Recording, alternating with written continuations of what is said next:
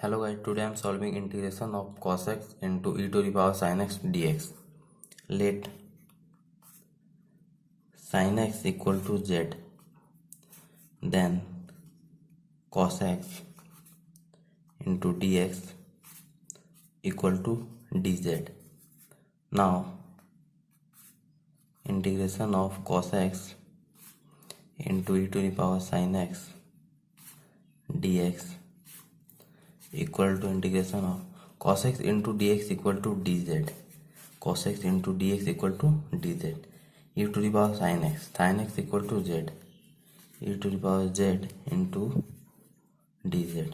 Integration of e to the power z, e to the power z plus c. E to the power z equal to sin x plus c.